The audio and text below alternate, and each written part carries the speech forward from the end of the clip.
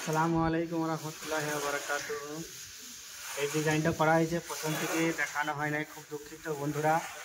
তা আমি যে হিসাবে বলে দিচ্ছি সেই হিসাবে করবেন, ইনশাল্লাহ করে ফেলবেন।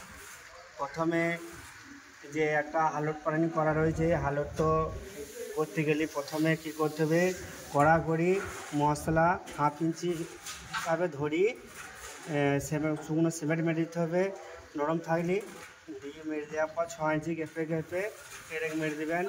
যে 1 ইঞ্চি থিকনেস আছে সেই 1 ইঞ্চি যেন ভেতরে পেরেকটা যেন থাকে, যেন পাটা মারা হয়, এই হিসাবে করে দেওয়ার পর এই কোর থেকে 1 ইঞ্চি কাটিং করে এইটা কেটে নেবেন। কেটে নেওয়ার পর কোরটাকে হালকা করে ভেঙে দেবেন, দিয়ে বিরাসে করে ঝিটা মেরিয়ে গোড়টাকে হালট করে দেবেন, তাহলে হয়ে যাবে কাজ।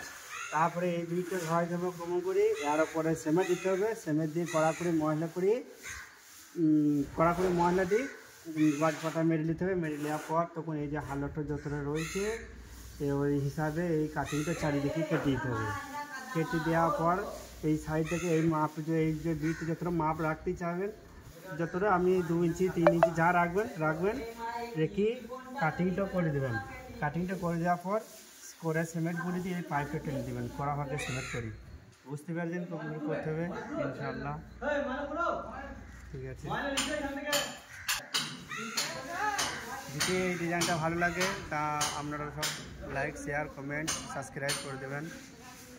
এরকম করে করতে হবে, গোলা মেরি এরপর গোলা মারব। এখনও ভালো করে ফিনিশিং করা হয় নাই, এরপর এখনও ফিনিশিং করব, ভালো করে নেট সিমেন্ট করে দেবো, গোলা মেরি একবারে পাতা ধরে ওই যে হয়েছে ওরকম ধরা করে দেবো। ডিজাইনটা যদি ভালো লাগে তা সাবস্ক্রাইব করে দেবেন, আর লাইক বাজিয়ে দেবেন, অল লোকেশনে লাইক শেয়ার কমেন্ট করে দেবেন।